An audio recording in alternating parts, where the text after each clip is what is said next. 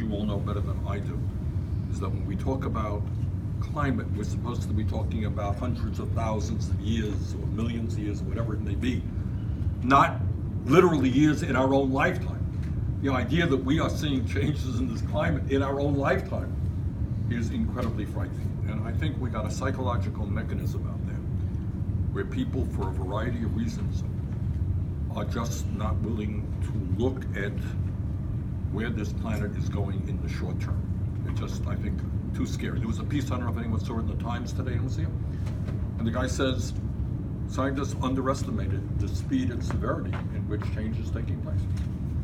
I mean, we are talking about that by the end of the century, major cities all over the world are going to be underwater. Okay.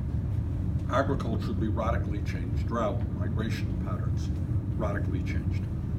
So, I mean, to me, I've been criticized for bringing forward a plan which costs $16 trillion. And I would like somebody to tell me what the alternative is when the choice is whether we save the planet or not. So this is a scary moment. And you know, I talk about Medicare and wages and everything else, but at the end of the day, nothing really matters terribly much unless we have a planet that's healthy and habitable for our kids and our grandchildren. So I think you can already see the degree to which people are now thinking about this issue. What do we have in there? 1,500, 2,000 people? Oh, there she is. And I think, you know, what is still troublesome is that a lot of people still listen to Trump and think this is not real or not paying attention. But we are making real progress. And I will tell you, and you know, it gets me really nervous. We're talking about the transformation of the global. This is not an American issue. This is a global issue. How the hell do you do this? My God, this ain't easy stuff. But the future of the planet is at stake. And as I've said many, many times, if there's any silver lining in what is a dismal fear that we have, is that maybe people around the world will wake up and understand that instead of spending $1.8 trillion on weapons of destruction designed to kill each other, maybe this is a unique moment where people understand that we've got to come together against a common enemy.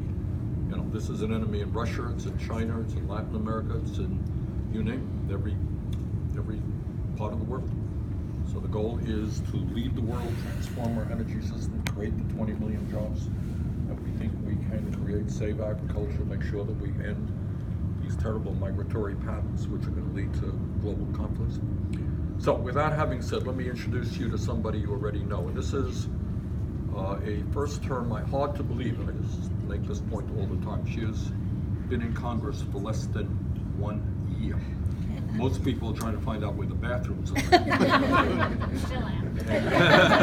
That's the hard part. Yeah. But the easy part is bringing forth a program which is being talked about all over the country and all over the world. It's something that we built on for our climate change program. So Alexandra has done an extraordinary job. You will forgive me, I'm going to leave you with Alexandra. I got to do some work on this speech.